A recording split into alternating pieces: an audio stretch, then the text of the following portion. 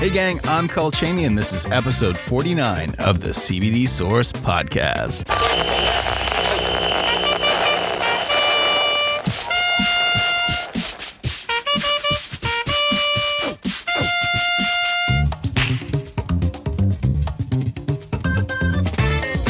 Happy Friday from the end of week 2 of COVID-19 Lockdown 2020 edition. This is the CBD Source Podcast, your source for all things CBD. So over the past week, I've been building out my home studio to look kick-ass YouTube ready, and we are going to be going live on Wednesday. I think we're going to do a long episode. I think we're going to do like a second episode a week now, gang. We were thinking of going live every weekday. We did it for about 3 or 4 days, realized how much of a commitment it was and having to set up the lights, the camera, the mics, and all that stuff. It was too much of a production to do every day and break it down every day. It was just a waste of time. So what we're planning on doing now, gang, big show every Wednesday, smoke sesh at 4:20. I think we're going to start the show at like 3:30 and we're going to go till 4:30. So join us on Instagram and Facebook, 3:30 p.m. every Wednesday. We're going to do an hour-long show. It might even go longer. We might just start it at 3:30 and just keep going because we want to leave some room for editing, for chopping it up and putting it on YouTube as segments. But you, gang, will be able to see live how it all comes together and virtually join us on social media, and we can all smoke, vape, tank together at 4:20 on the dot. So I want to make sure that we'll have that channel open on Instagram, CBD Source Podcast on Instagram, and CBD Source Podcast on Facebook. 4:20 on Wednesday. Join us anytime between 3:30 and 4:30. We're going to cover a lot of what's going on and have a lot of fun, and we're going to sesh together. So today we're getting the last final pieces to this studio that I'm putting together, and it's going to be killer. I'll record a video promo on Sunday and drop it on Monday, so all of you will see what's going to be happening on the show. It's going to be fun. We'll do unboxings. I want to do some old CBD magazine and book reviews. We'll break that down. It'll be a new segment. Our Cannabis diet segment might show up. We might do a little C-body. We're going to have a lot of stuff going on this live edition of CBD Source Podcast every Wednesday, hour long from 3:30 to 4:30 p.m. Eastern Time. That's New York time. So make sure to check whatever time zone you're in and figure out what time we'll be going live. And join us on those social media platforms because we're going to have a lot of fun and we're going to give away a lot of CBD. We're going to give away Catskill Hemp Co. Nugs, as well as a bunch of other CBD prizes from our big smell-proof CBD stash box, which is fully loaded now. We will be doing unboxings. It's going to be a lot of fun. Live unboxings, gang. I want to get bristling with all of you. The bristling. Every Wednesday, 4:20, Happy Hemp Day virtual smoke sesh. We're going to do it. Join us live. My girlfriend Brett will be moderating both platforms, and we'll be recording on a 4K camera and DSLR, possibly also GoPro for YouTube, which we'll have edited for the next week. So we're going to start producing YouTube content. Go to cbdsourcepodcast.com, check out our YouTube link, click through and subscribe, ring that bell, because this is going to be the first real content we start putting out on YouTube. It's going to be great. So I want you all to join and join in the fun. If you want to be sure to win prizes, contribute your voice. Give us a call, 1-833-CBD-GANG. That's 1-833-223-4264. Leave a voicemail. Up to 3 minutes, and then it cuts you off. Leave a voicemail about any of the topics we ever talk about on this show. Your Weed Man Van story, the first time you ever smoked weed, the first time you ever tried CBD, what it did for you, how CBD is helping people in your life.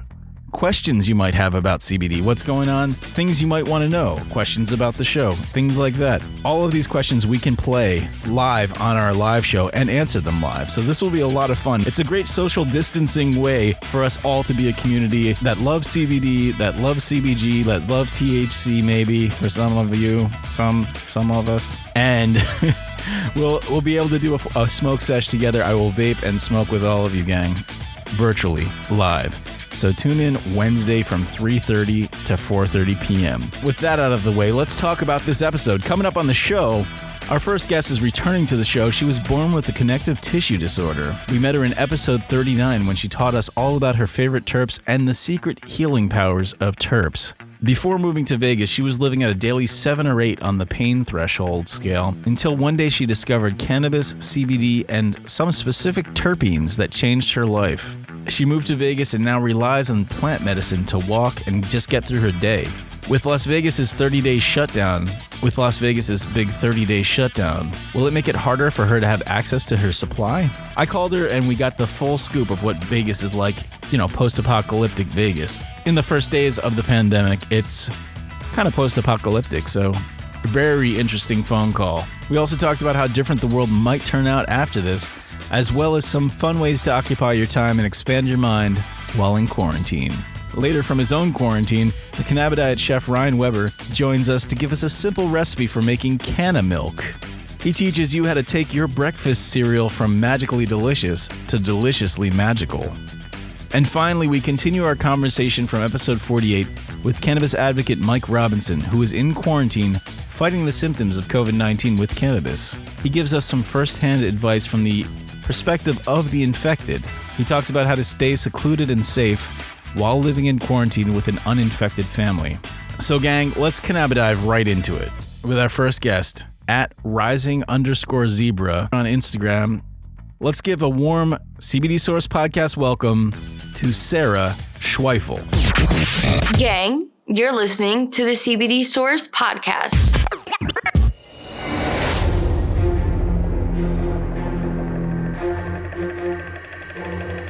We've got Sarah Schwefel on the phone, and I just wanted to touch base with you because everything that's going on across the country and the world, I was reading your most recent post on Instagram, rising_zebra on Instagram, if you want to follow Sarah.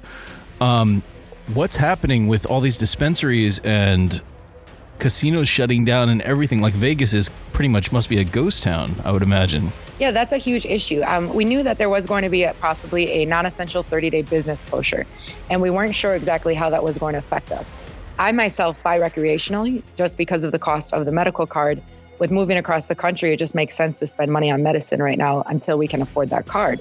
So all of a sudden, of course, it was a mad rush to the dispensary. You stock up on your food. You have to get your medicine. For me, that's my ability to walk.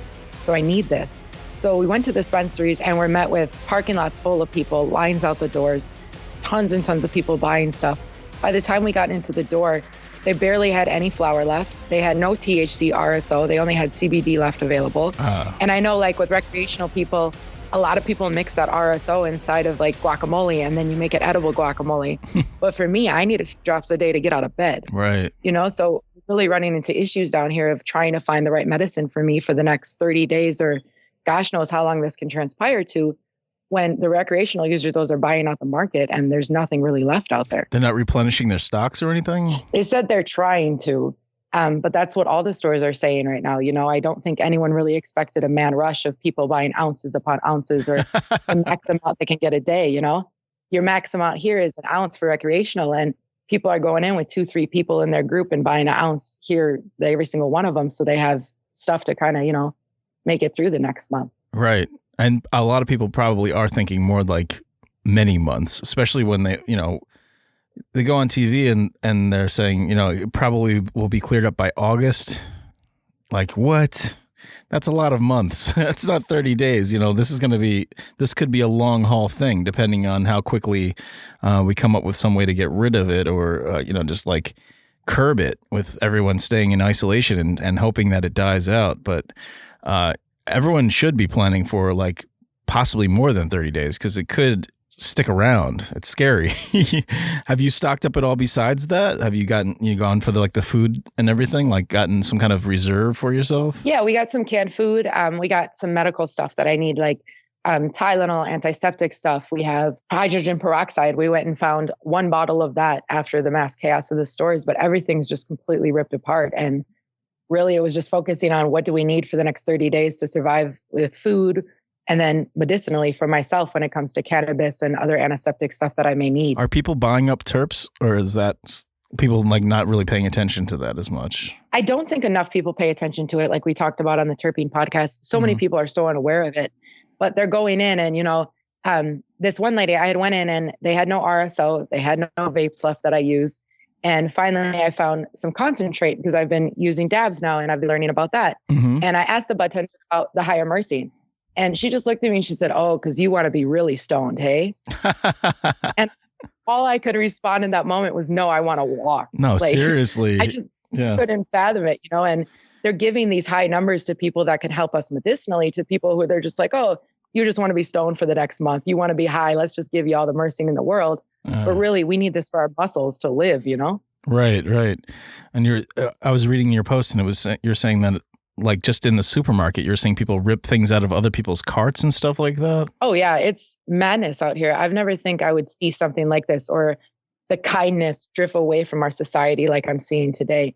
I mean, it's all out for yourself out there. People are taking toilet paper from one another's carts. I went into the dollar store and people were just grabbing cans off the shelf, shoving them into boxes, not even caring what they were. They're just grabbing mass amounts. And a lot of people are also on a fixed income. We can't, like, I can stock up with some medicine. I was able to stock up with a little bit, but we're not able to just stock up for, 6 months down the line. So the people buying mass amounts, it's like, think about the other people who can't do this, who are on a fixed income. Right. What are they going to do? Exactly. A month from now, what am I going to do when the dispensaries say, no medical patients, or if they sell rec, they might not have medicine. It's like, it's always something that out in your mind. Is that a possibility that they'd switch to just medicinal patients? And since you don't have that card, you'd be screwed? It's a fear that I have. Absolutely. With them turning into non-essential businesses. I mean, you have pharmacies and groceries are essential, right?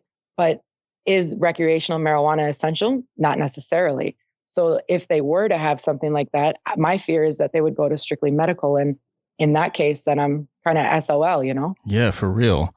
I mean, like, even just people who have, massive seizures and CBD curbs that for them.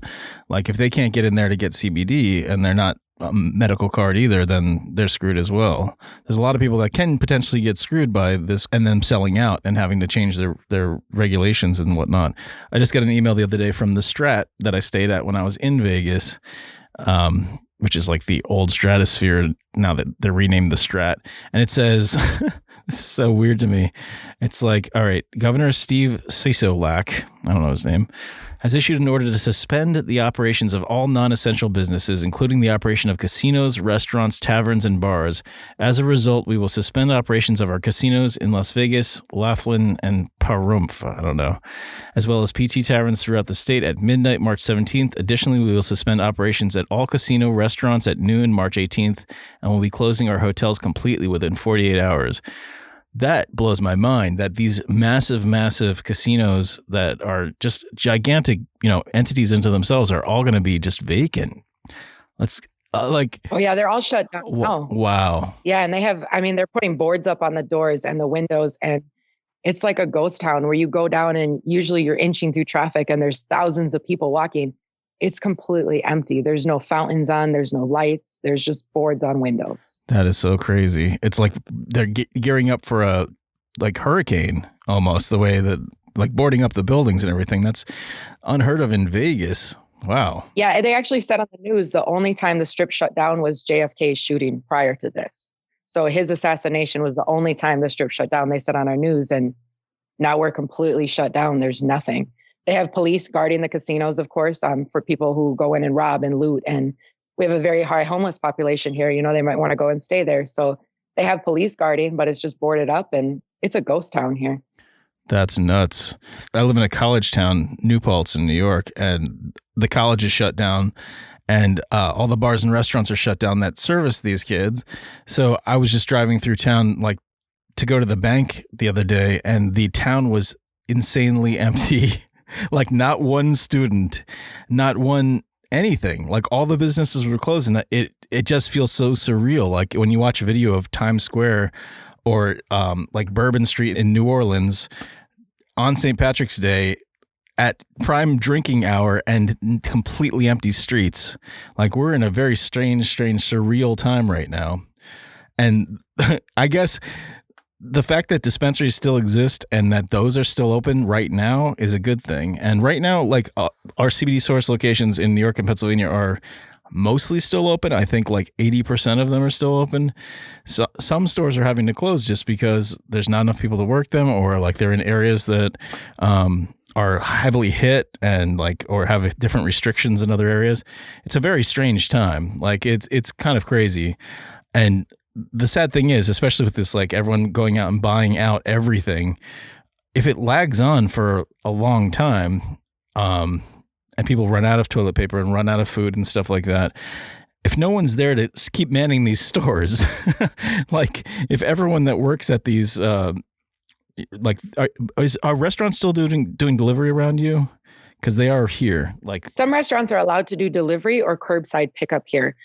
Some are doing it. Some are closing down just because they can't afford to stay open. And a lot of people here are losing their jobs. They are opening up to unemployment, but the whole entire strip shut down. That's thousands and thousands upon people that have no jobs now. Yeah. So a lot of people can't afford to eat out or gamble a dollar here or there anymore on anything. Right. Make your coffee at home because you don't know if you'll have a job, or if you don't have a job, when you'll have a job again. Wow. Yeah, you're right. That's an entire town built on people coming into town and blowing money. And now no one's coming in. And all the people who work there, like you said, like they're out of work. So whatever savings they have to think like, how long can this savings last me? Because who knows how long this thing can go for, or how long this like pandemic is going to be on, in full effect for. It's very scary, very, very scary, especially like people like you who absolutely need the cannabis in your system, or you're not able to walk or function. It's like, what happens after, if this goes on for 2-3 months or more, like that's where you're starting to deal with like, this is some, now we're in trouble, like what's going to happen. And a lot of people who don't have any kind of money to be able to sit for 3-4 months without working. Like this is going to be a real situation we're finding ourselves in. Like I'm laughing, but it's almost like laughing out of like, this is going to be way worse than people are letting on, like when you see them talk on the news about it, when you see like, these press conferences that are happening every day, they're not saying how long it's going to last, because I think they don't want people to go into insane panic. You know what I mean? Like they're not trying to put numbers out there. Oh, yeah. Or panic. Yeah, because it'll become, looting in the streets and windows getting smashed out and people like trying to stockpile food and toilet paper and whatnot, which has already happened. But they don't want it to get to like riots and stuff, yeah, it was just, it's cool to be able to touch base with you and see that you're still okay, which is good. You're not infected. Like you have a very compromised like immune system, right? Yes, I have a compromised immune system. Mine's directly related to the pain and inflammation in my body.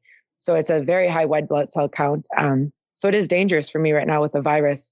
I am staying indoors. I've been bedbound a lot of my life, and I've been inside a lot of my life. So I'm not really going stir crazy. I'm used to this, but I'm inside, staying safe as humanly possible. My husband, he goes to work still. He still has his job, thankfully, and he washes his hand and wears gloves at work, and we're being as safe as humanly possible. And I think it's so important that people kind of do heed the warning and do stay inside, because there's actually a hashtag going around on Instagram and Twitter as well. It's called We Are the Vulnerable. And it puts the face to people out there, because they say on the news, only 20% of people who get infected will die. Well, that's your grandma. That's your mother.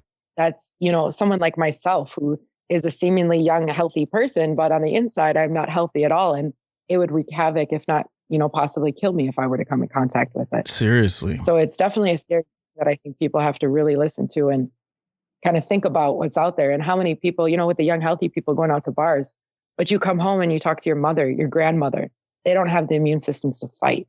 Yeah. I don't think bars are open anymore. Like they just kind of, in New York at least, they shut them all down. I don't know about the whole country. I think they might have done a nationwide shutdown on bars and restaurants. I know a lot of the states are doing the 30-day shutdown. Now they've been rolling it out. Yeah, 30 days in Vegas for all the casinos and stuff. Like that's just the beginning. Like that's where they're like starting it. But a lot of places are more like indefinitely until this is over kind of thing. Like a lot of the school, the kids are getting sent home from school and there are no schools open. I don't know about you. I think that's another nationwide thing. Yeah, schools are open here. Salons, all non-essential businesses. So salons, hair places, clothing stores, a bunch of stuff like that is just shutting their doors because they're non-essential. Right. Oh, it's crazy, isn't it? It's like really weird. I feel like we're living in a movie. Oh yeah, I feel like a movie as well. It's like, how can this be real? And like I said, kindness is just going out where everyone's out for themselves. And like, that's not how we're going to survive this as a nation or as a state or as a city or whatever you may be in your community. you have to kind of work together to survive this. And you're not seeing it. You're seeing people fight and just. Yeah, you have to think about the greater good, like all of your fellow man. People really need to look out for each other. And there's so many people who are just young and like, there's a 0.2% chance that I would die from it. So I don't give a fuck. Like, I'm out for Corona. Who cares? And then there are other people who are really pissed off about how the political system's working right now. And they're just like, fuck boomers. Let's infect them all. Like, the really sick stuff going on the internet right now where everyone's really kind of like, doesn't know what to do. I know people are confused and scared, and you can't just go and hug your neighbors. Everyone's kind of keeping their distance. Rightly so. It's good that they are. So I think a lot more people are going to be doing things virtually now, like online meetings and chat groups online, things like that. I think we're going to be shifting towards that a little bit now because the face-to-face is not going to work right now. Yeah, we were just talking about possibly ordering dinner, and DoorDash has changed their policy to they're going to be dropping it off in front of your house. Like, they aren't going to actually hand it to you unless you specifically request that. Like, the new norm is we leave it at your doorstep. So things are changing. It's pretty interesting, freaky and interesting, but. Like the main thing is, like what I'm trying to push is, yes, this is crazy. A lot of things are happening that are out of our control. The main thing is just try to look out for everyone else by keep washing those hands, stay put in your house. Like this Saturday we were supposed to be doing like a live event with the podcast and like opening this store at this certain location in New York, and like we had hotel rooms. We were going to be swimming and doing pool, like hot tub stuff all weekend. All that stuff is way out the window. Like everything is all those plans are completely shot. There are no hot tubs and pools. You're really just stay home. Like if everyone could just stay home and survive, we can hopefully get through this. Like it's going to take time though, and that's one thing that. If people aren't used to staying home, and especially with all these kids that you've normally had babysitters, or they go to school, or they have like some kind of like people watching them during the day, now you're watching them and you're trying to get your work done from home. It's going to be a real mind fuck for a lot of families, I would imagine. Luckily, I've done so many years of freelance art from home that this is like nothing for me. But just the fact that you can't really, wherever you go, it's just vacant ghost towns. That's what's blowing my mind.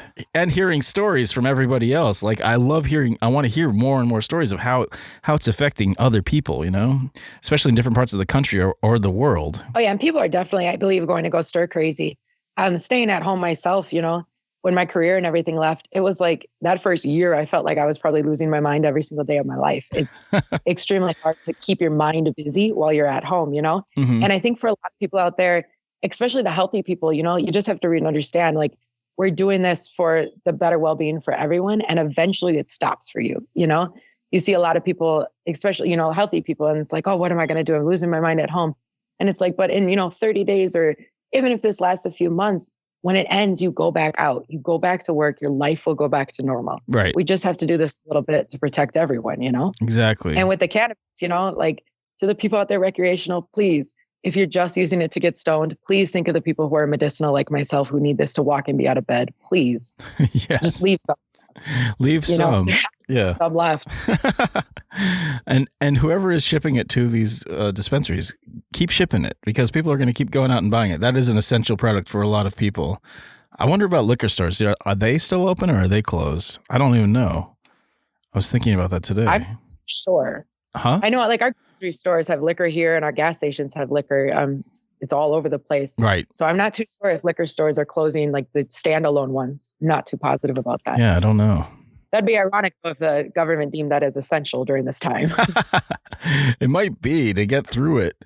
Like they've changed the laws in Manhattan now, in New York City, where used to, if you went to a restaurant and you ordered alcohol or mixed drink or anything, that could not leave the premises. Like you had to finish that there. You couldn't get a to-go cup. It's illegal. Well, they changed the rules for this pandemic that if you order food to come to your house, you can also order like cocktails, martinis, full mixed drinks, and they will bring it to you. So things have changed a little bit. They're trying to be a little bit more accommodating to people and bending the laws a little bit. But there's a lot of people who, are wondering how they're going to pay rent next month, wondering, their job's going to go away. There's no way they can come back. I have a friend who is like a flight attendant, and he's done because there's no airplane travel. It's just kind of like, well, we can't have you here anymore. Your time here is done. Like, then what do? You're heading home, and then now what? You just got to camp out and hope that when this all ends, you can get another job in the same industry. Or it's a lot of people are going to be in a very strange situation, in a couple of weeks when they're running out of funds and don't see any light at the end of the tunnel. It's scary. It's scary for a lot of people. Oh, our family is kind of dealing with that same situation, my mother works on the Strip, and she's, in the entertainment industry and working in that. And the entertainment industry is now shut down. My husband's job is currently still safe. How much longer? We honestly have no idea at this point. So it's something that our family is constantly looking at and constantly thinking about too. I don't know what it is like by you with their energy companies and water, but here they have agreed not to shut people off. They stopped eviction notices as well. That's good. But at the same time, people are running up their bills. So 3 months from now or a month from now or whenever it may happen, when everyone goes back to work, how much bills are you really going to be in debt with? So it's just like, it's a constant game of what if and catch up. And I think just try to stay as calm and humanly possible during this time is really what we're trying to do. Yeah, exactly. Like if we can stay calm and just chill, ride it out. Like I think if people can survive, if people can stay away from the virus, have enough to eat, have a safe place to shit, good drinking water that's not gonna, like if you have a good shelter and place to hunker down for a little while, try to use this time to do creative stuff. Like try to take this time, if you don't have work, explore what other things you might want to do with your life that could possibly benefit humanity or just make you a happier person. Like what maybe the job you've had has sucked and it's been sucking your soul for a long time. And the second this happened, they let you go or you're on some kind of like long sabbatical where you're getting paid a partial wage or something. Like now's the time to start thinking about those cool business ventures those dream ideas that you might have had and brainstorming it out and like, maybe build a website or like write a business plan. Like this is time that you afford yourself a little bit of like me time to try to figure out what you want to do next, like what the next step is in, the new world that we're going to be entering. Which probably won't be much different than this world, but hopefully we'll have changed some things for the better, knowing that this could happen. It's sort of like after a massive natural disaster, if you're a coastal city, then when they rebuild the city, they build it up on pylons or like on giant, they build it high above water level next time so the houses don't get all demolished. It's like, or like in an earthquake zone, they build the structure so it has like those springs built into the foundation so it has some leeway. Like what's going to happen after this that we kind of do a massive correction? This Medicare for all seems like it would have been the obvious way for this country to go now that we're realizing that like most of this country is not like once you lose your job, like so many people are losing their job, they're also losing their insurance.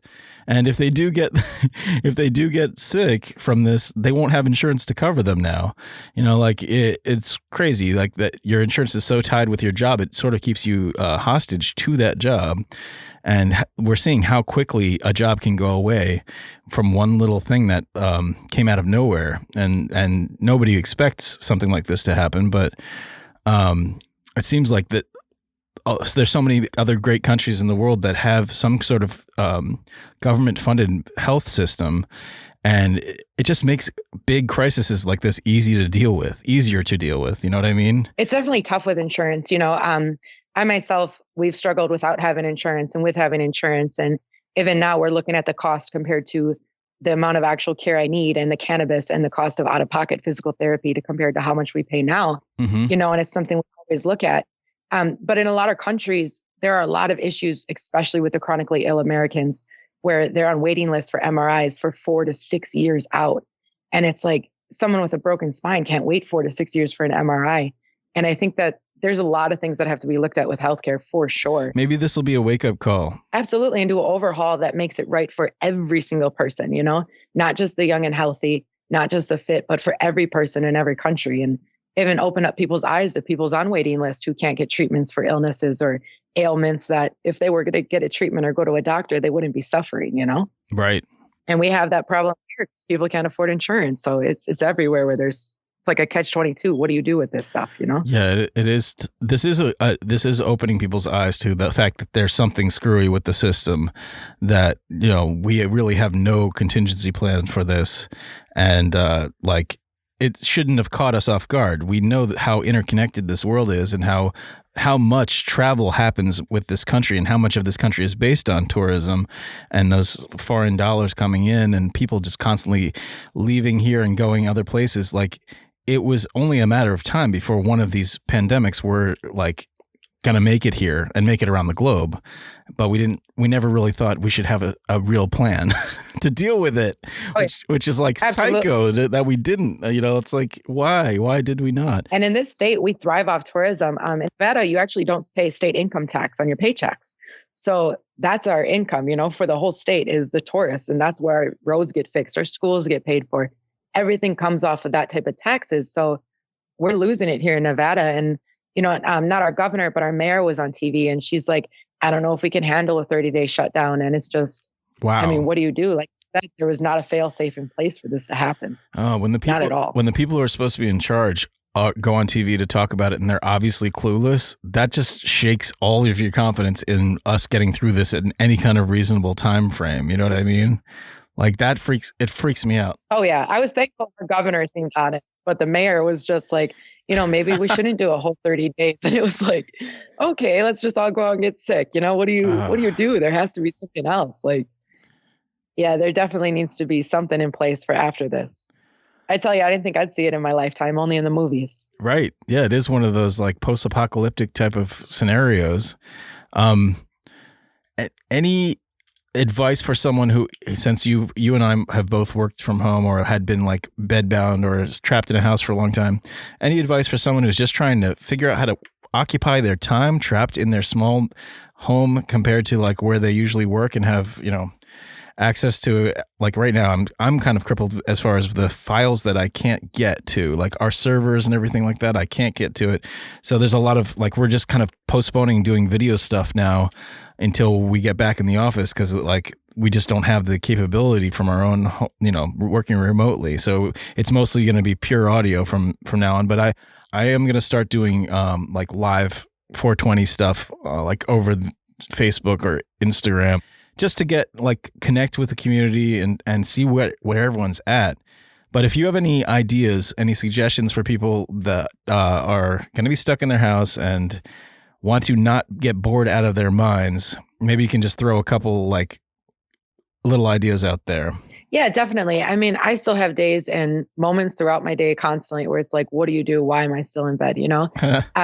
But I think connection is huge, right? Just because we're in a self-isolation, we're blessed with a time that has the internet where we have access to millions and millions of people you may have never spoken to before. You could join a new group on Facebook or Instagram about crafting, or say you want to get into painting garden rocks. Like that's something me and my mom are trying out this month.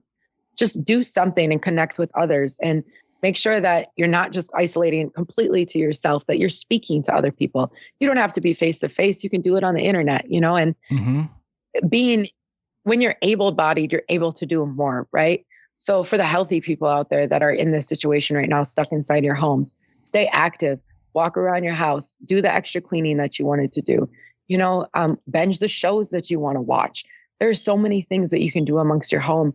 And most importantly, understand that this is not forever for you guys, right? For the majority of people that are listening to this is not your forever. For people like myself, this is inevitably our life, right? So I found ways to stay busy with my Instagram and, podcasts like talking to you and doing stuff and advocating. But this isn't your forever. So find some passions, find some new things you love, find some crafts to do around your home, clean your house. But remember that no matter what, eventually this is going to end for you. Eventually you go back to work, and you're doing this for the well-being of everyone. I understand that, yes, you are going to go stir crazy. Absolutely. Every single chronically ill American right now is like, yes, you're going to feel like you're losing your mind for a little bit. Absolutely. But you're going to get through it. It's going to be okay. And like I said, just stay busy, keep your mind active, read books, stay educated. We're in a world now with the internet, you can go to Wikipedia and learn so much stuff. Like I study terpenes constantly and cannabis constantly and holistic things. It keeps my mind going and it keeps me happy because I'm educating myself. So learn something, just be out there and don't isolate to the point where you're crying in your bed. Just live your life as best as you can within the four walls of your house. And I promise you're going to make it. You will make it. Good advice. I'm also thinking, like, if you're listening to this podcast, you probably like podcasts, or you at least understand what they are. There are so many podcasts out there that have, already hundreds of episodes. If you stumble on, for any topic you might be interested in, you can search it out and find the podcast about it. And they might already have hundreds of episodes. And now you have tons of hours that you can spend listening to these podcasts and falling in love with them and learning all the characters and whatnot. Like, I definitely recommend that, because like when I used to be a full-time like artist, painter and whatnot, I would just like tune into a podcast and bank a ton of episodes that I hadn't heard and just paint for, days and days. And it feels like a continuing story. It feels like watching, a 9-season version of a HBO show or something, because you're getting it all audio form, and you can also do things visually while you're listening to a podcast, so you don't have to be focused on a screen and absorb visual and audio. You're just getting the audio and your brain kind of fills in the gaps.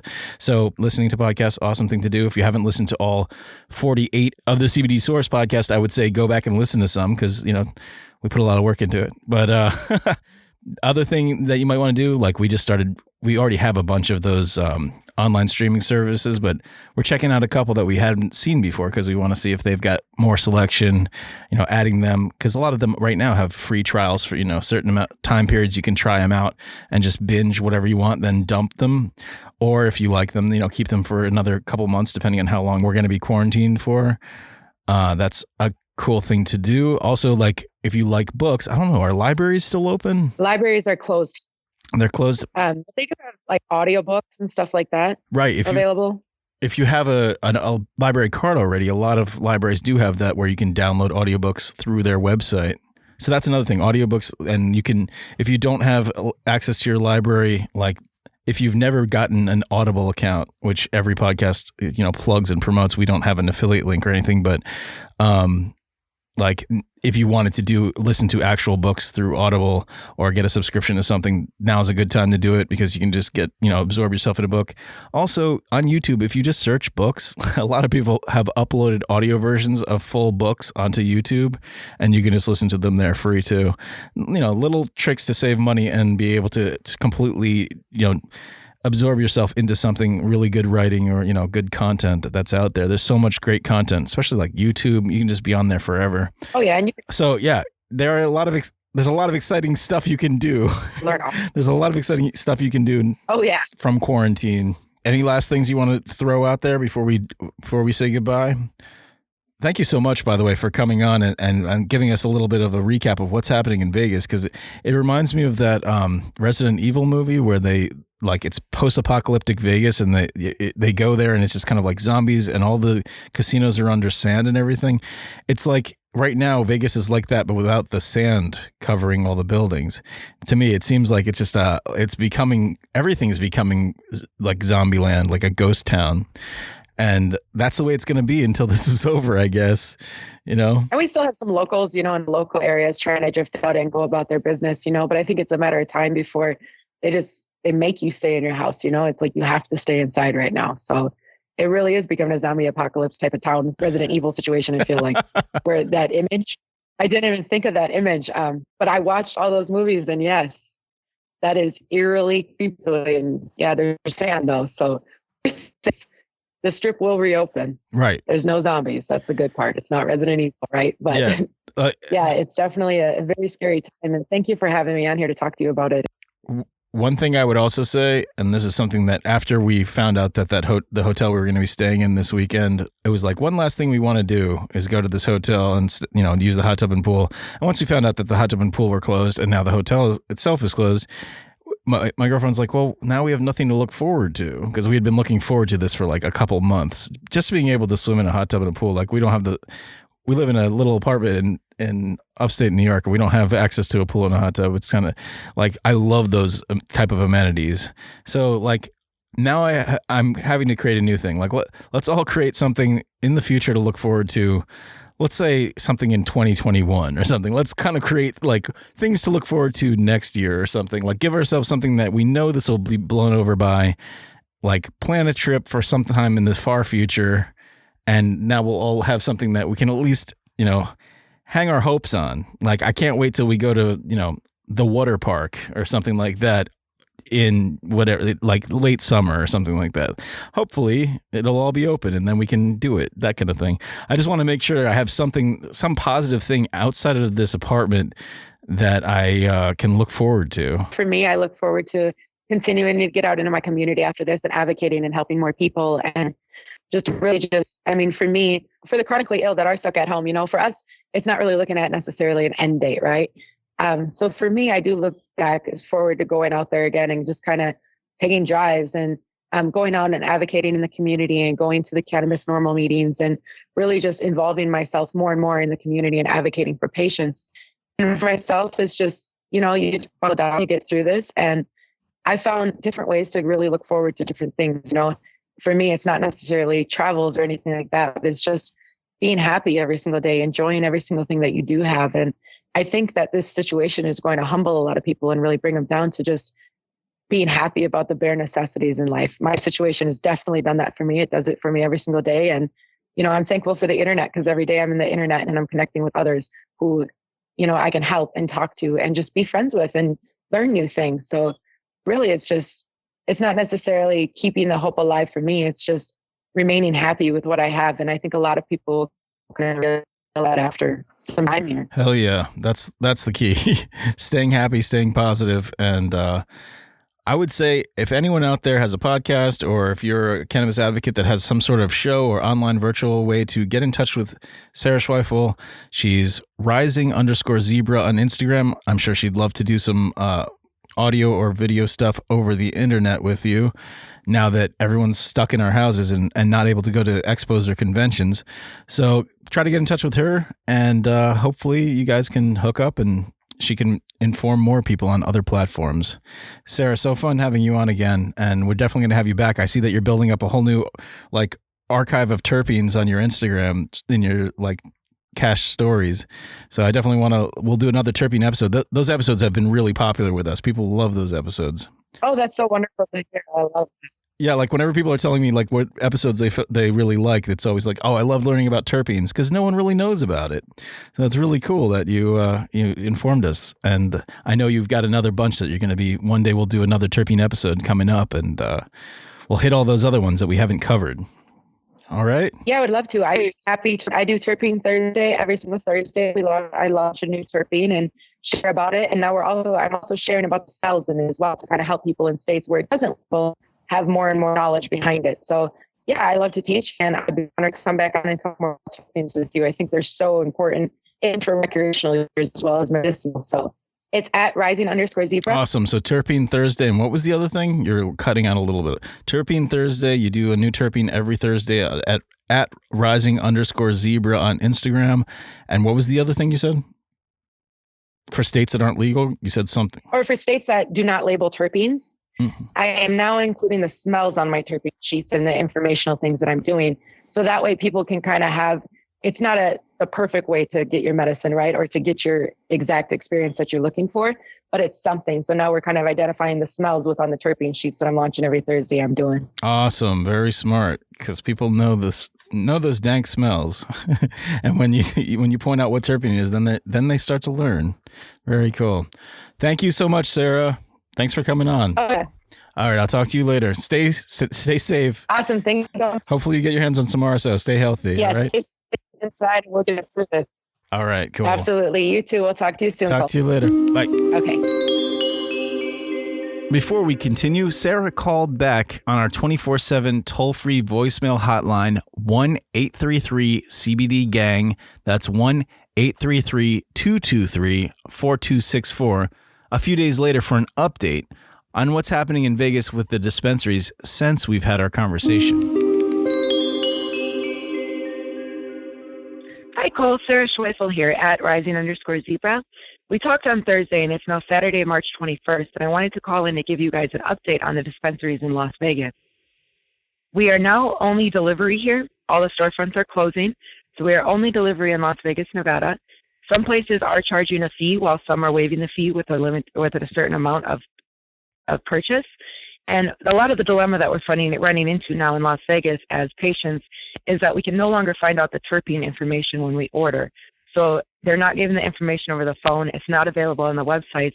For someone like myself who needs at least 5 milligrams of myrcene when it comes to flower to feel the effects and to get the relief that I need, now this is a huge issue for us where we're no longer accurately able to buy our medicine in the state of Nevada. So we're definitely running into some problems out here. We are still able to buy recreationally as well as medicinally for now. We don't know how soon that will change. But as of right now, again, we are delivery only in Las Vegas. So I wanted to give you guys an update. Have an awesome day and stay safe out there. Hey gang, you're listening to the CBD Source podcast. You'll find links to all of the show's social media, including Cole's personal Instagram, on our website, cbdsourcepodcast.com. Now, a coronavirus pandemic health tip from holistic health expert, registered dietitian, and functional medicine practitioner, Julie E. of Julie E. Health. The CBD Source Podcast. Hi guys, it's Julie E. And with all of the chaos and commotion out there, I really just wanted to remind you that the most important thing about staying healthy is to stay calm. The nervous system in your body is like your operating system of your computer. When the operating system crashes, none of your other programs work. So you have to keep your nervous system calm. And if you're panicking and freaking out, then you're going to need more nutritional support to keep your nervous system calm. The gang's all here. The CBD gang. Give the show a call at 1-833-223-4264. That's 1-833-CBD-GANG.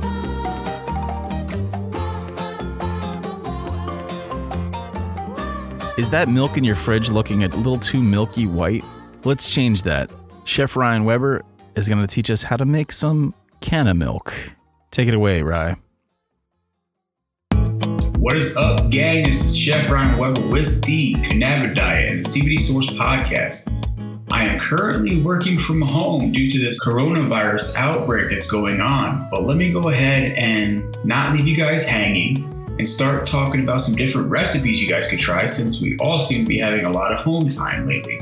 What if I told you that I'm going to go ahead and tell you how to make an ice cold glass of canna milk? What the? Yeah, that's right.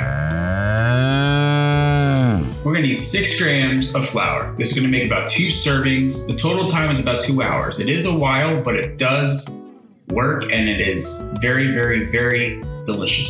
So good. I promise. So you're going to need 6 grams of flour, 2 cups of whole milk or heavy cream. Heat the oven to 250. If you have a magical butter decart box, that's the best thing you can use. If not, you can just use a baking sheet. Spread your flour into that baking sheet evenly and put it into the oven at 250 degrees. Do not let it go above that. If it does, it can and will lose potency. Oh my! You're gonna bake for about 35 to 40 minutes. It really all depends on your oven. Some take less, some take a little more. Just keep an eye on it. When you remove from the oven, let it cool before you grind it into a coarse powder. You can use a grinder or you can do it by your hands. A grinder is the best. If you need a grinder, you can always go ahead and go to CBD Source Center nearest you and pick one up as well. Hey! This decarboxylated flour will keep in an airtight container in a cool, dark place for up to 2 months. So if you don't use it all, just put it in an airtight container, stick it in the back of your pantry. Up to 2 months it'll hold. It's pretty dope. Pun exactly intended. Now get a medium saucepan and put that saucepan on medium-low heat. Add the milk or cream. Add the flour and cook. Do not let the temperature go over 200 degrees for about 45 minutes. Again, or less, every stove is different. You're going to remove from the heat and sit for about 10 minutes undisturbed. Don't mix, Don't shake, nothing. Just sit it onto a cooler burner that has not been turned on for about 10 minutes. After that 10 minutes has passed, you're going to use a fine mesh, kind of like the one that also comes with the magical butter machine. If you do not have one, make sure you have some sort of strainer that's not going to let all the milk and the flour out at the same time. You just want that milk out. So get a really fine mesh strainer.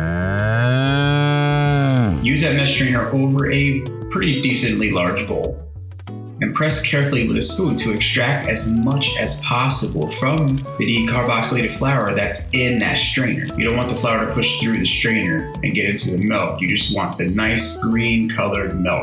You can do that a couple times so you make sure it's extra fine. Now that you have your can of milk, you can keep it covered and refrigerated for up to 8 weeks. This is Ryan Weber with the Cannabis Diet, and you are welcome.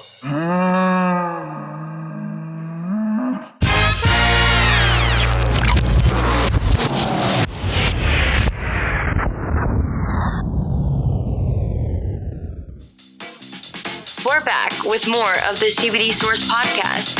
Here's your host, Cull.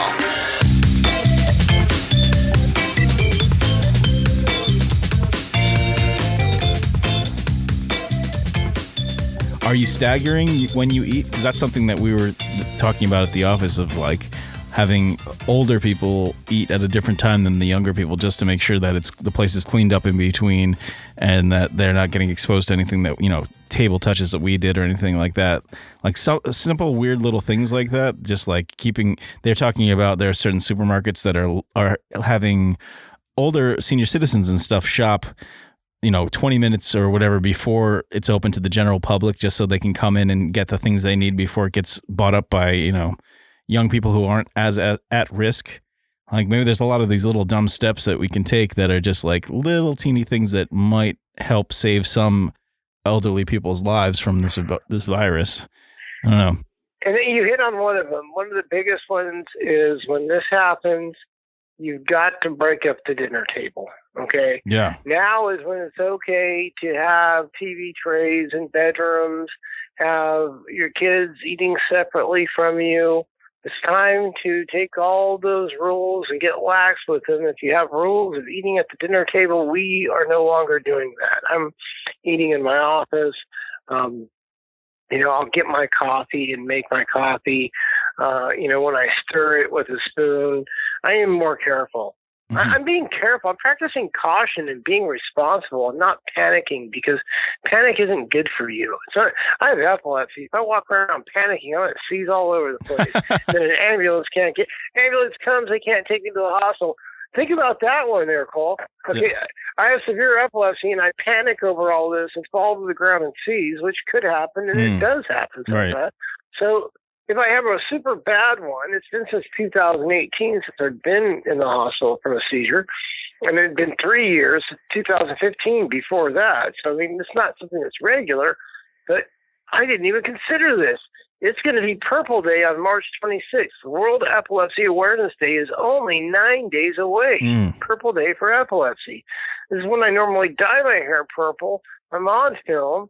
And I'm talking about stuff all day long, all over the place. But right now, what I'm going to have to talk about is what's going to happen for those of us that have been branded, like I have, who have a seizure and cannot be transported into a hospital. Yeah, what will happen? That's a good question.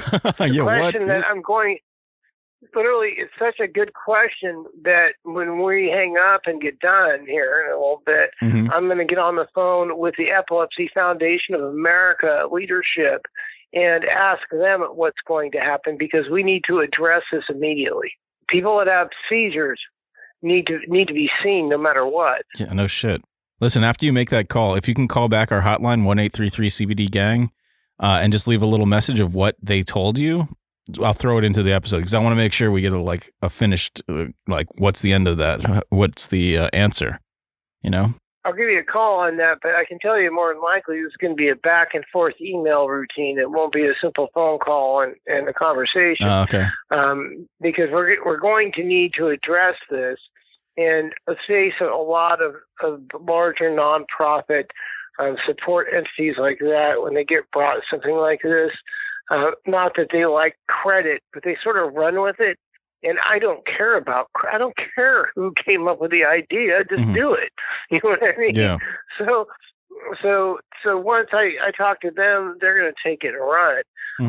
If they indeed do it, I don't know. I might have to go live on Facebook, Instagram, LinkedIn, Twitter, etc. Do YouTube and really make a stink of things, to get the foundation to say, hey, we need to issue a press release. But this podcast right here, Cole, just opened the door on a huge issue in the world of epilepsy that I have yet to address, and I'm going to today. Good. I'm sure. Hopefully they were thinking about it coming with their big day coming up, that they must be thinking about, like, in a coronavirus world. It's sort of like Zombieland. In a world where now we're living with coronavirus and trying to stop this crazy spread of it, what will happen to people who do have seizures, and how will they be treated? Well, the thing about it is, I've been running a fever now for a week here. It's part of the reason why you get made to stay home. So fevers are triggers. This fever goes up to 102, 103. Chances of me seizing go way, way, way up. Give me a 104 fever, 105, and guess what? I don't care how much oil you put in me. The chances are I'm going to have some type of seizure activity. Yeah. It's just going to happen. So I have epilepsy. Keep that CBD flowing. What is your temperature right now? Has it been a steady temp, a steady hot temp, or has it been steady in the 99s, like 99.3 today, and 99.1, 99.8.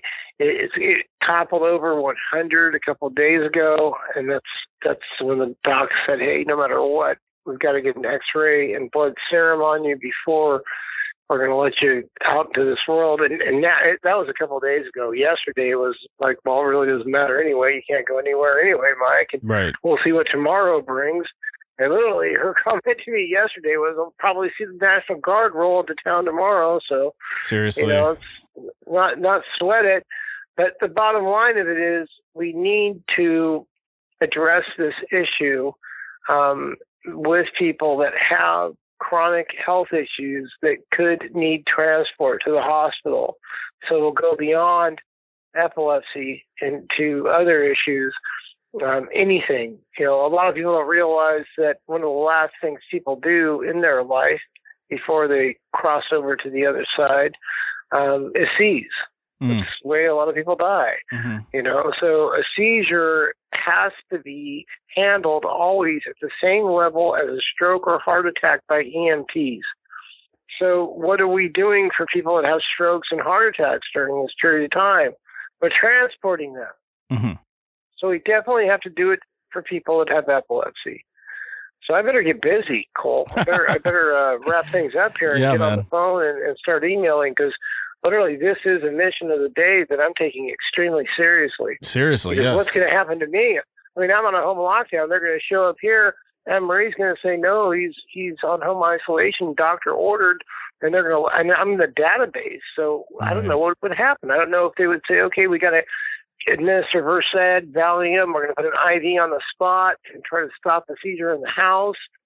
If they would transfer me and put me into zero pressure, I mean, what I don't want to do is make a rush of people having seizures going to the hospital, realizing that they can now get tested. Do you know what I mean? That's not a good thing. Yeah. So we don't want that to happen, because what could happen is people would listen to this and go, oh my God, if I have a seizure, I'm not going to get help. So if somebody hears this, don't panic. Instead go, wow, somebody's thinking about us and taking action. Right. I mean, that's the important thing, is to continue thinking the positive. And before this episode goes live, like, touch base with me again. We'll put a little like recap or what happened with you and calling them and what the story is. All right. I just want to make sure we don't end like leaving people scared shitless or whatever. I would venture to say that there's not going to be a quick response, but who knows? I'll find out. I'm going to go through a couple of chapter leaders up in Northern California that I know, who are direct conduits to the foundation. I was asked to do a TED Talk sometime this year by the foundation the Epilepsy Foundation of America, the main group, in December. So I'm going to dig into that email that was sent to me asking about, and I love TED Talks. Yes. Speaking of public appearances and talks and whatnot, I remember I knew it was getting really serious when I saw you posting it, that you got like how many events canceled in one day? I had 8 events canceled in one day. So really, when we first started seeing the cancellation of cannabis events, I had 3 come that afternoon, right as it happened. We saw a couple different events canceled. Mm-hmm. Then the order went in from Trump on the overseas air flight being suspended and air travel being suspended. And the wave of international symposiums started. That number has grown to 18. Wow. The entire 2020 schedule is clear at this time. They are rescheduling. I had myself set up with Euroscience conferences to do about a dozen appearances internationally, presenting cannabinoid medicine academia to doctors in conferences that are not about cannabis science or about other types of medicine. And that's the type of crossover I like to do.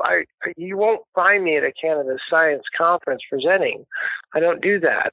I go to other types of symposiums for medicine and present on cannabinoid medicine. So I'm introducing this to doctors that just have never had any exposure at all.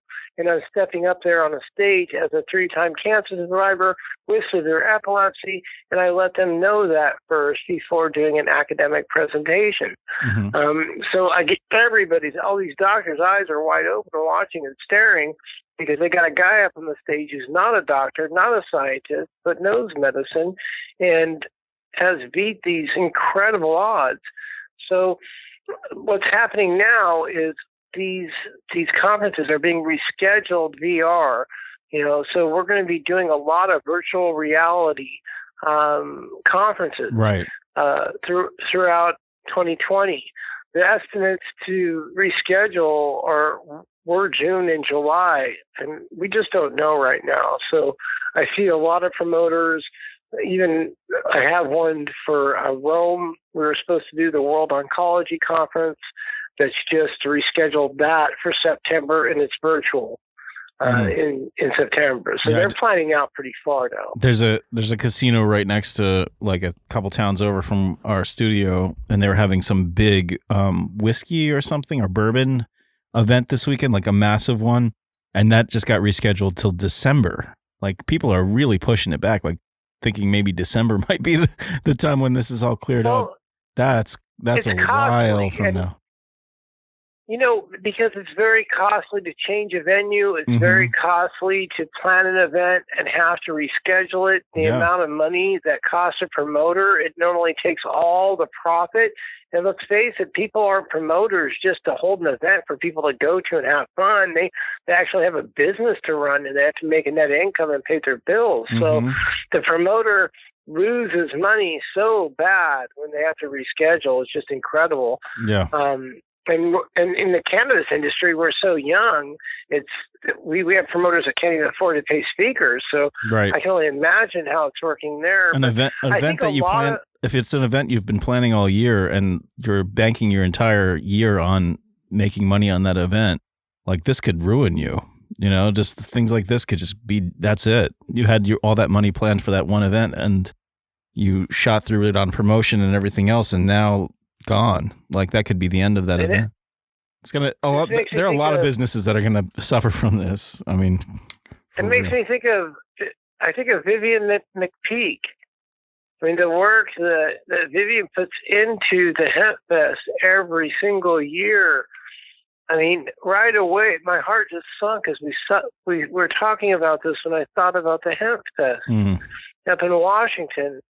Right, the big Seattle Hemp Fest. Yeah.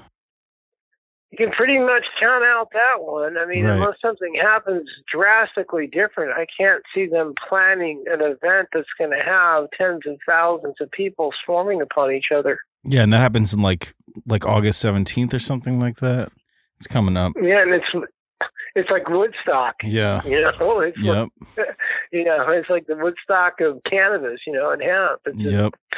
and anybody is there kind of thing. And it's sad to think that that's not going to happen this year, but there's a lot of other things to get sad about if we want to get sad. Instead, we need to look at what we can get happy about, Well, for anyone who's listening who has a podcast, or if you have some other virtual event happening coming up that you want to book Mike for, you can check him out, mikesmedicines.com, where you can get in touch with him. You want to give us a bunch of your other Instagram and ways we can get in touch with you, Mike? On Instagram, I'm Cannabis My Medicine, so I'm pretty easy to find there. On email, it's 50K Reasons, like 50,000 reasons at gmail.com. I've got a website for Genevieve's Dream, which is another easy one, genevieve'sdream.com. Her nonprofit is the Carousel Challenge, which is carouselchallenge.com. So those are multiple different ways that you can look into some things that we're doing. Mike's Medicines is probably the best because it's the hub, and it's got a lot of informative articles about patients, and I do a lot of writing on there. But yeah, I would love to do as many virtual conferences as possible. I'm planning on riding the storm out all year long at this office. So, yeah, right, exactly. We're gonna do it with a smile on my face and a laugh in my voice. Yeah, and you're gonna be dropping. Gotta do it. You're gonna be dropping a whole bunch of new cutting edge products pretty soon once you launch your company, right? Yes, and we've actually already incorporated. We filed the S Corp last week, so Genevieve's Dream is now a corporation.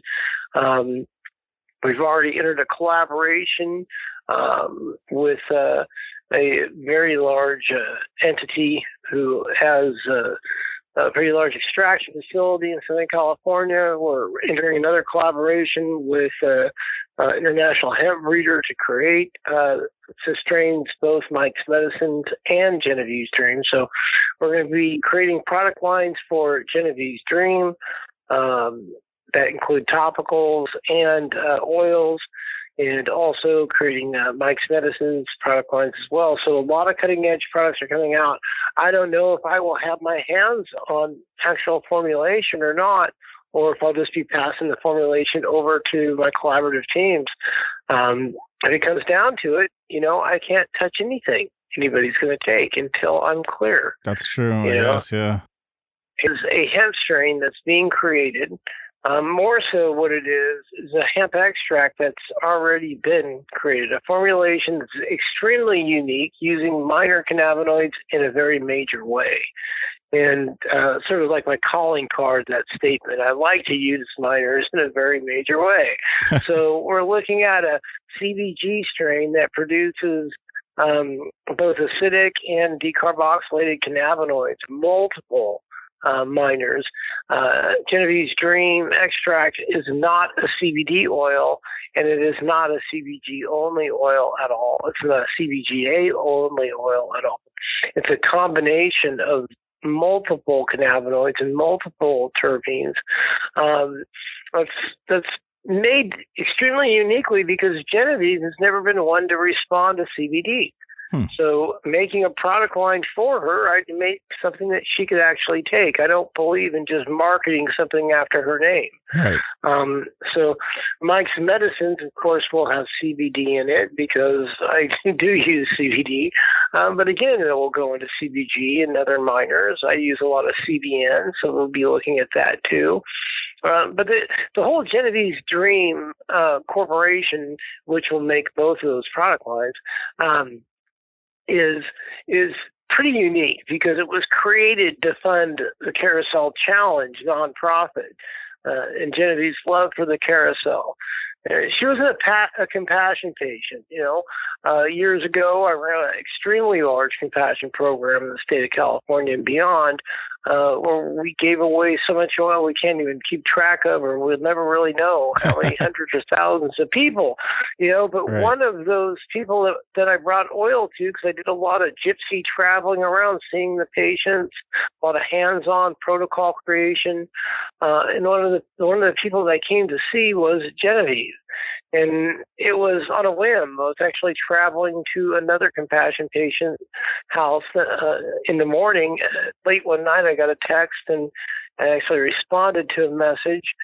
And it was a mom needing help in this small town called Goleta. I didn't know really where that was, but I was driving right through it, or literally traveling right through it because I don't drive, the next day. And that's how I met Genevieve, literally a compassion patient who was seizing as I came to the door. And she was a compassion patient for the first 45 days until her mom and I started dating. We went on one date, and about a month later, went on, dated again, and we got together over a period of time, and it created a family. So, and that's what we refer to as the cannabis love story. Anybody can Google that, and it'll pop right up for them, and they can read all about it. Yeah, High Times. High Times covered that story too. Like you can read that whole story on High Times. So literally, Genevieve is a child who has made incredible progress over the last 3.5 years since that all happened. She's made about 10 years of cognitive gains. She no longer uses any pharmaceuticals. She hasn't used a pharma drug in 2 years. Wow. She has had no convulsive seizures documented now over a year ago.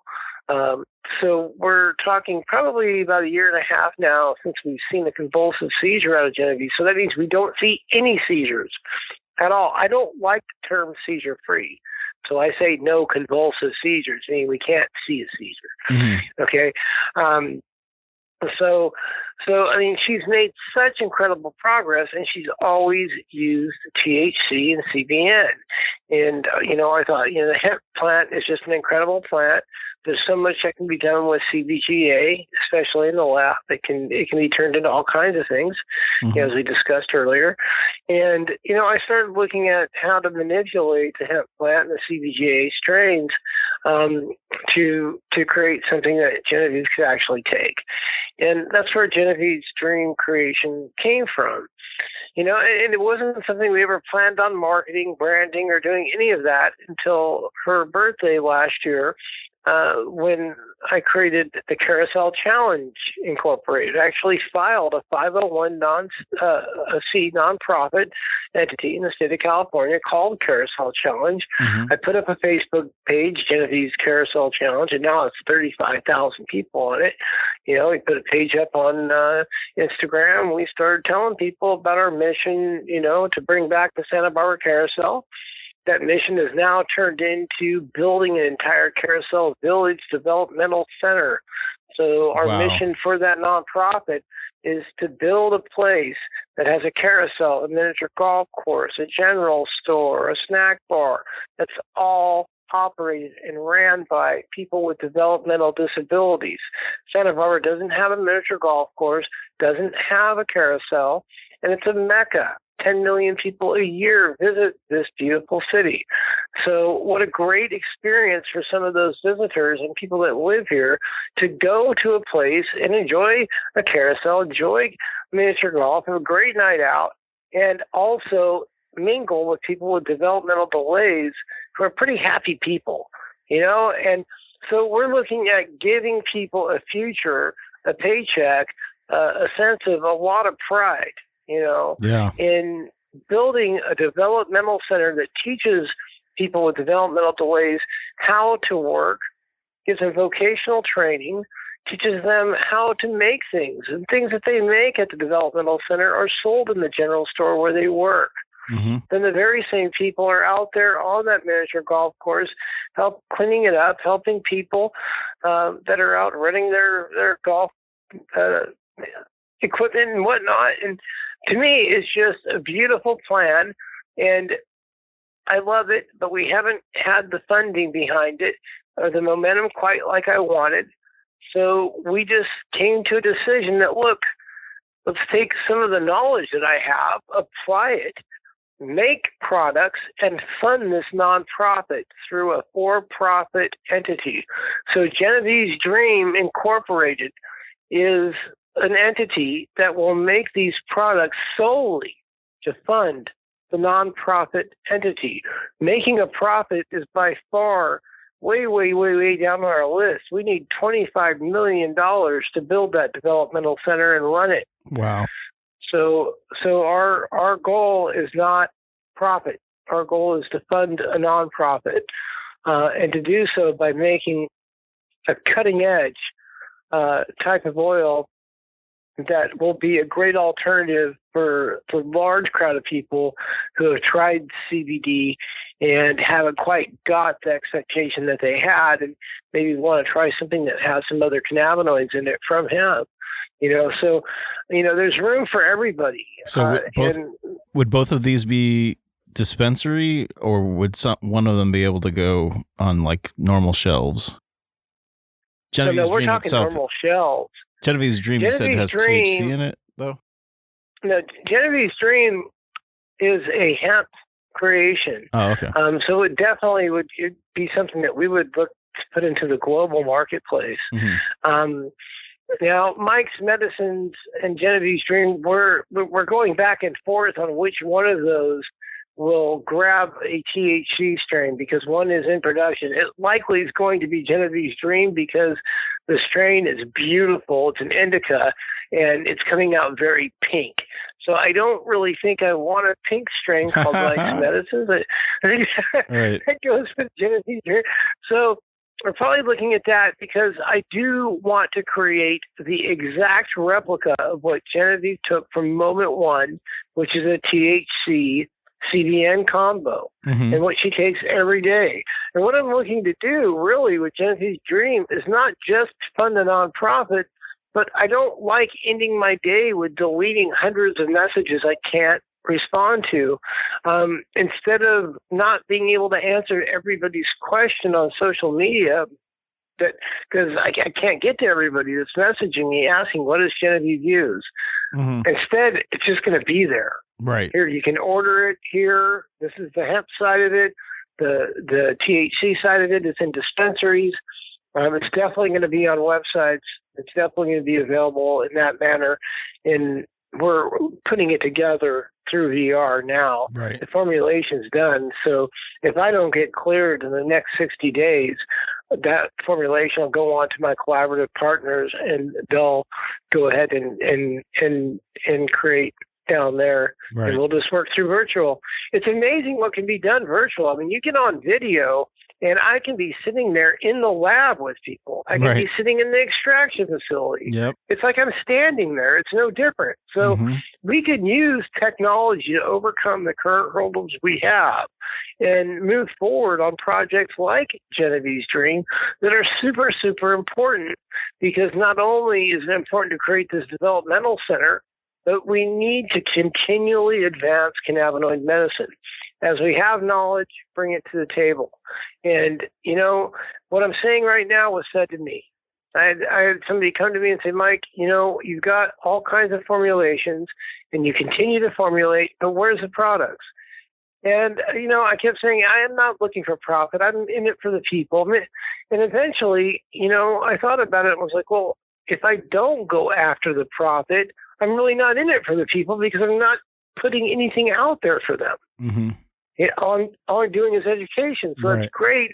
I'm on the stage and educating, or on social media and educating, but it's not great to not put a product out there, because you can make a profit and still help a lot of people. Yes. And how you do that is compassion. You make a good quality product, and you price it right so people can afford it, and then you give away a bunch of your income. Yeah. So you can make a profit and still help a lot of people, so that's the plan. Well, it's awesome that you're doing that. I can't wait to see it all come to fruition, and for that place to actually get built. I mean, that's an awesome end game for that whole, and that's just the end game for doing compassion, like, not profit, but actually just funneling it into that center. And then afterwards, you can actually make some money on it too. So that's good. You need to survive yourself. I can go fishing. The joke that we have here is, and I'm staring at it in my office right now, and it's just hilarious. Mm-hmm. There's a fishing pole in a corner that I bought in, I believe, late 2015. It could have been early 2016 because, man, I had it. I'd probably been a year into the compassion program, and it's like pulling your hair out to run compassion. I mean, it is a lot of work. It's not a heroic thing to do unless you're blasting yourself out there, you know, trying to be a self-made hero. But, you know, I bought this fishing pole because I just had enough. I couldn't handle hundreds and hundreds of messages a day, operating 2 cell phones at once. And I was just going fishing. I told myself, Mike, you're retired. You wrecked on a pro racing tour. You've earned the right to go fishing. Right.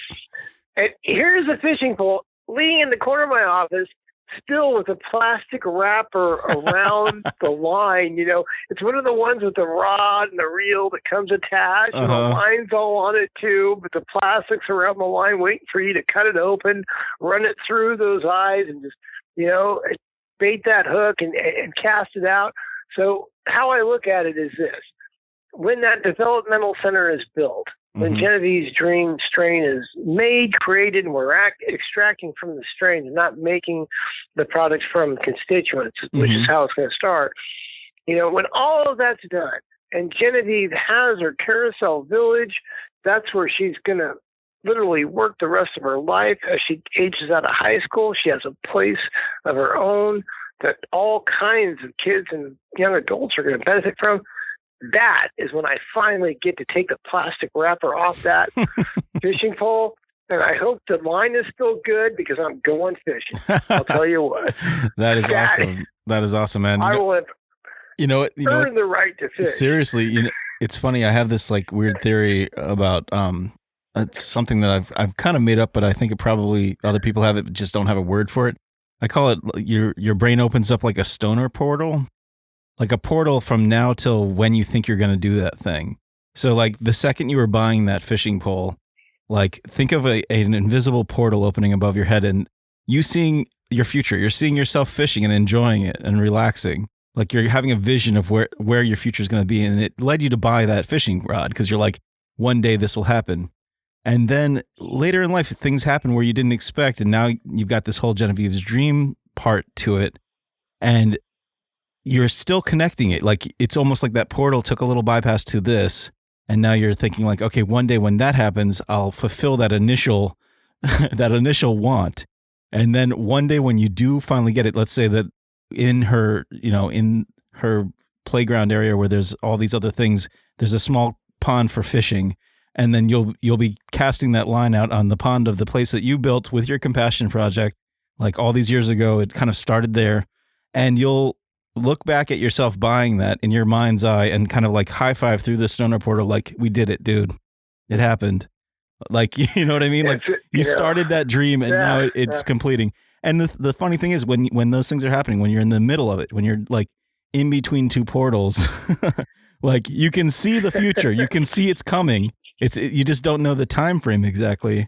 And then when it finally happens, it's like, yes, did it. It happened. And that's the best payoff. I love that. I can't wait for that payoff date, you know, and I feel like we're already there with compassion, with SB34 passing and, you know, finally having a law and a way to actually, you know, give away products again. And, you know, what's going on right now, you know, being literally involved in the creation of an extremely large program, and I'm not going to let the cat out of the bag completely on that because I want to do this as another show with you. Yeah. You know, but working on something that's just really big right now. It's so exciting. Yeah. You know, I mean, we've been talking about it behind the scenes. I'm not able to really talk about it on the show at all yet, but once that happens, we got to talk about it because it's going to be really cool, really big for you. You know, but you know, I can't think of anything that feels better than giving. Yeah. You know, they're just, no, you know, we're all adults here, so I guess there's a few things that feel better than giving, but, you know. but still, though, I mean, when it comes down to it, you know, when you help somebody out, you help yourself. Yes. You know, I healed myself. People ask me, Mike, how'd you beat 3 stage 4 cancer with cannabis oil only? Really? and I have to show them medical records. I keep medical records in my briefcase, a little stack of records from the cancer treatment centers, from the academy, on and on, that just show the progression of cancers and then how it goes away. And as it's going away, it's only labs being done by my primary care doctor because I'm not going to any treatment centers. But I answer people all the time, I did not beat 3 cancers with cannabis oil only. Love beat those cancers. And it wasn't just me loving people. It was people loving me. It was love. It was compassion that beat cancer. It wasn't cannabis oil by itself. Sure, the oil was given out of love and compassion.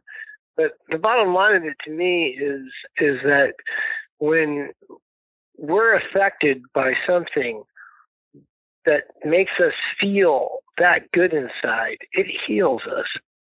So whether we're receiving a compassionate item or we're giving it, either side gets the same thing.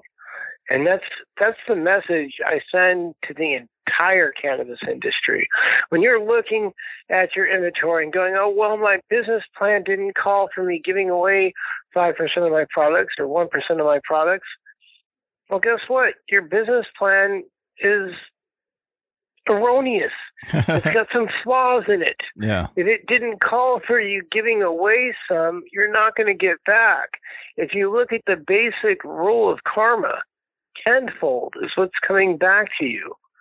So if you give up 1% of your products, you're likely going to have a 10% increase in product profit, which is not sales. That's product profit. Right. That could be a 20 or 30% increase in sales. So believe me, it makes a difference what we do. I don't believe I would be allowed to live by, I don't care what you believe in, whether you believe in God, Buddha, Allah, Muhammad, I don't care who your belief system is or what it is. Okay, I don't believe the powers to be would allow me to breathe right now if I wouldn't have done what I did through the period of time in running that compassion program. Yeah, you definitely got some karma built up. Good karma. And everything you were just saying is all good, like really solid stuff that the community should embrace. I mean, really love, like that's one of the major things in life, really. I mean, it is what keeps us all together, really, in a way.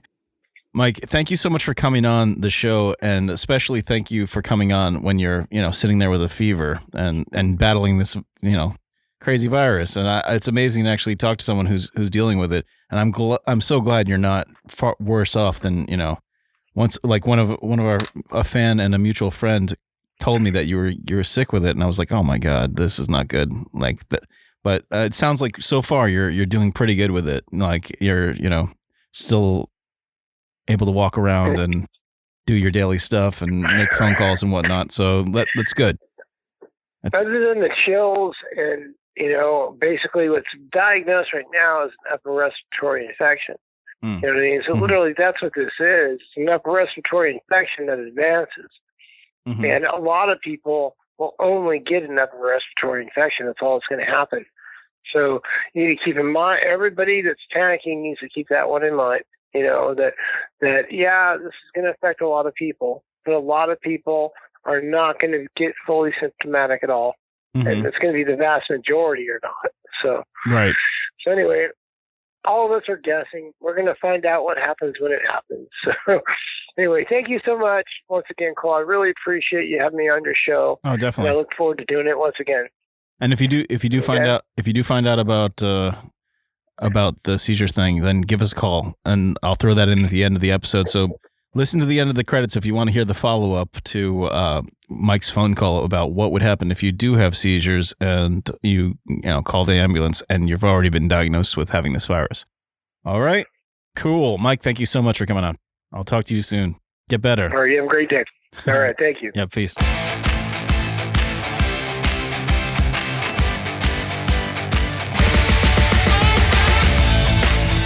Hi Hi, Anthony Sullivan here for the CBD Source Podcast. You've heard the rest, now listen to the best.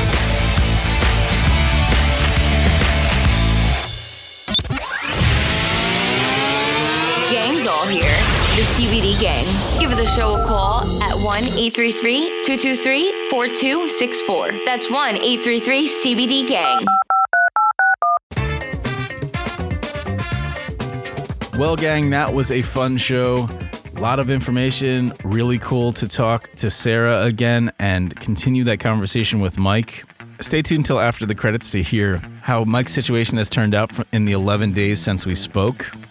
Make sure to tune in on Wednesday to Instagram Live and Facebook Live at 3:30, where we'll be doing a full hour show, 3:30 to 4:30, with our 420 CBD smoke sesh. We're going to be vaping and smoking hemp and CBD here. But what you vape and smoke in your own quarantine, that's up to you. Since we can't actually hang and sesh with you in 3D, we're just going to have to do it virtually. No place better than the internet, gang. So join us on Instagram and Facebook, hopefully every Wednesday, starting this Wednesday, April 1st. No joke. This is not an April Fool's gag.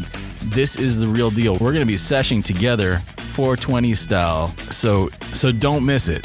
It's going to be high production value. We're working hard to make this as cool as possible. If you're listening to my voice in America and you're one of the 112,560 cases of coronavirus, stay strong, gang, and good luck to you. We wish you a speedy recovery here from the CBD Source Podcast for all of you who haven't recovered. If you're listening anywhere else on the planet, the CBD Gang has a broad reach. We're listened to in 39 countries, all of which have active infected cases. So no matter where you are listening to this, please stay safe. Keep that 6-foot distance. If you are going out, try not to go out. Try to stay put if you can. Me and my girlfriend are currently on lockdown. We have locked ourselves down. We bought enough groceries to last several weeks. We are not planning on leaving the apartment. Doing these live shows on Wednesdays will be our chance to socialize with all of you in a real, tangible way. So make sure to try to join us on those 420 smoke sessions from 3:30 to 4:30 p.m. It's going to be a lot of fun. Wash your hands. Don't touch your face. If you touch any surfaces, make sure to wash your hands immediately after, as soon as possible. Let's just try to stop the curve, right? Try to keep this away from the elderly, people with compromised immune systems. Even some healthy younger people are dying from this. This is not a joke. This is not a fuck this, let's go to spring break type of event that's happening. This is a global pandemic. It is real. It is hitting critical mass. We've just crested past the 500,000 mark. We have actually 600,331,776 cases worldwide. I imagine by next week it will be much more than that. If you think back to just last Friday, when we were only at 276,000, it's increasing rapidly. Just last Friday, there were only 19,650 infected in America, and now there are 112,560. That's almost 6 times as many as last week. We can't keep going at this rate. We cannot keep going at this rate. So stay home. Do not spread it. Do not spread the germs.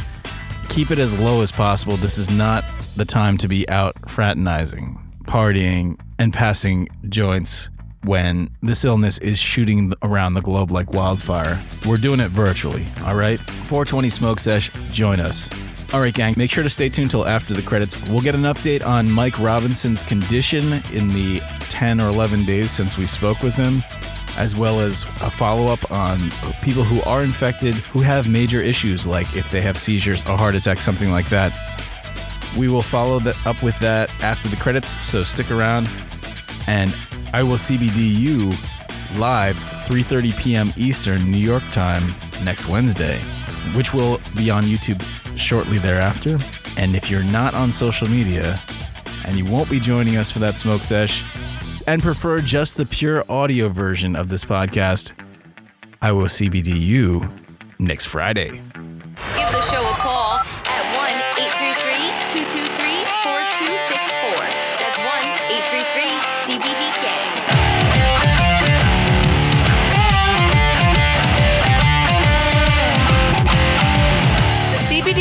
podcast is written, produced, and hosted by Cole Cheney. Graphic design, photo, and artwork by Ryan Weber, Johnny D, Kevin Bierfelt, Steve, and Cole Cheney. Marketing by Penny Spinazzola. Special thanks to our resident CBD guru, Akash Patel, our CBD Source Vape Lounge expert, Anthony Maltese, our C-Body Fitness instructor, Danny, our personal Cannabis CBD chef, Ryan Weber, our CBD News co-host and vocal artist, Tasha Miller, and our CBD gang, subreddit mod, social media maven, and wrap-up girl Cass. That's me. Additional thanks to Caitlin, Liz, Ryan, and Kevin for lending your vocal talent. Want to be a guest on the show? Or do you have a great Weed Man van story? Or a story about your craziest experience with the munchies? Call us at 1-833-CBD-GANG. Again, that's 1-833-223-4264. And leave a message. We like your story, we might play it on the show. Visit us on CBDSourcePodcast.com for all your links to social media, YouTube, and our message board, r/CBDGang on Reddit. Be sure to subscribe to the show on iTunes or wherever you get your podcasts. We'll see you next week.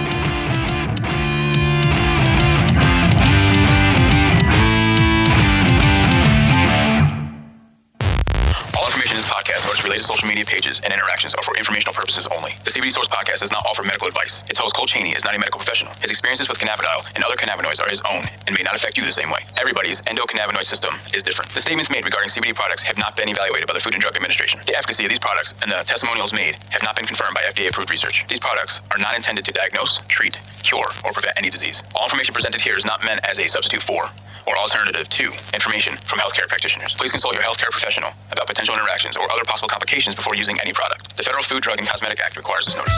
Do you like or want to try quality, third-party tested CBD? Do you live in the New York, Pennsylvania area? We got you covered, gang. We're growing more each month, so check in with CBDSourceCenter.com to find our addresses and new store locations. While you're there, sign up for our mailing list. We're adding new stores across New York and Pennsylvania all the time. We may soon be expanding to a town near you.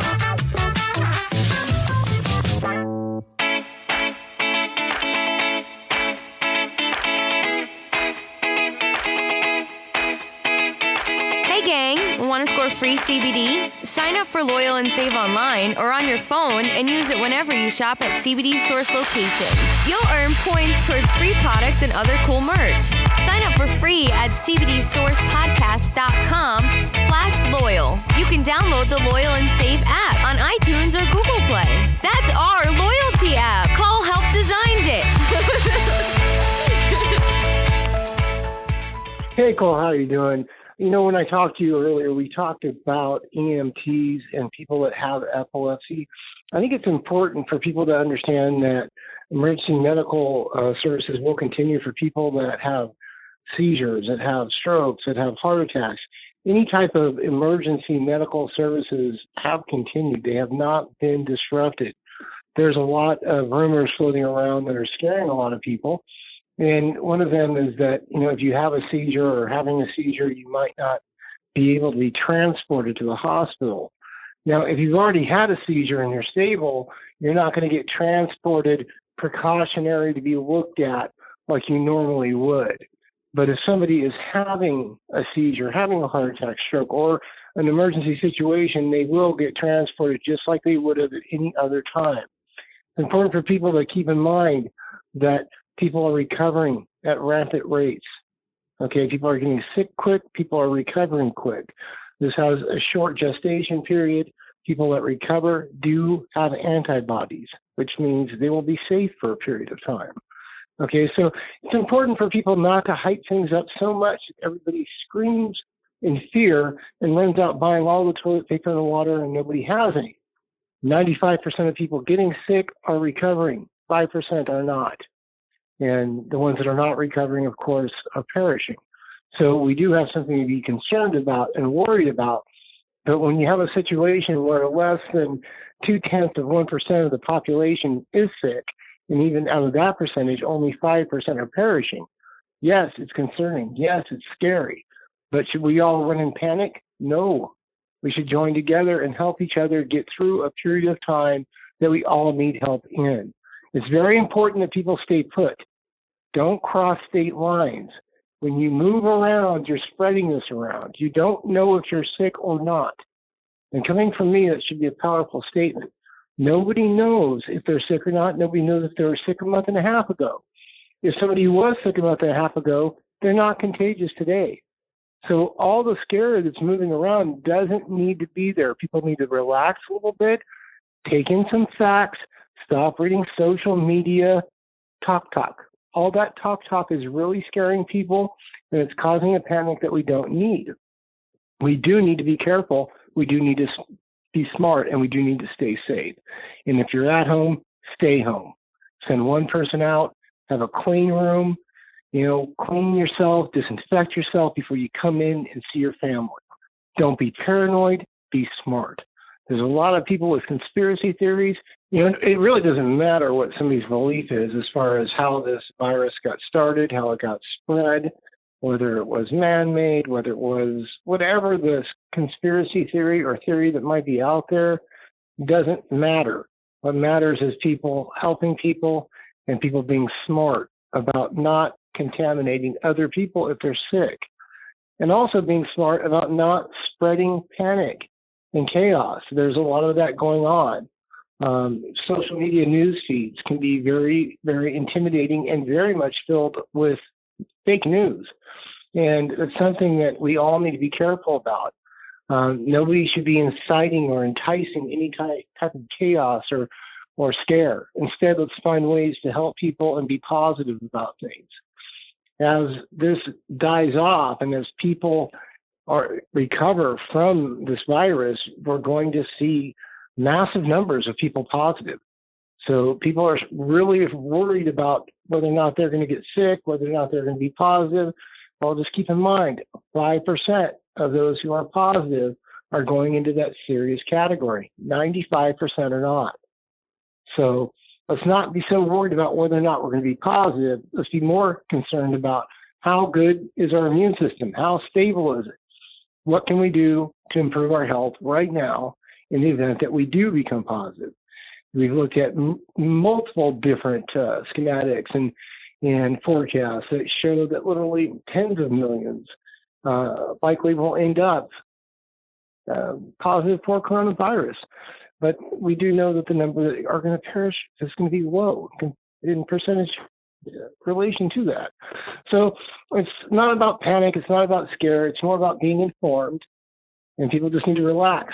I know it's a really hard word and a hard statement to even make, but try to relax a little bit, because a lot of mistakes are made when we rush in fear, panic, and chaos. Right now, there's a lot of people with toilet paper and hand sanitizer they don't need. And there's a lot of people that don't have elements of nature they do need to keep their immune system boosted and protected. While people were rushing out for toilet paper, they forgot about long-term canned food. They forgot about other people. But what I'm watching now is people helping people, and it's a beautiful thing. So think about who you can help. Think about who needs help, and keep your mind focused on that instead of some sickness that might wipe out mankind. I believe mankind will make it, and it'll make it much stronger than it ever was before if we focus on unity. Thank you for listening to the CBD Source podcast. This is how we CB do's it.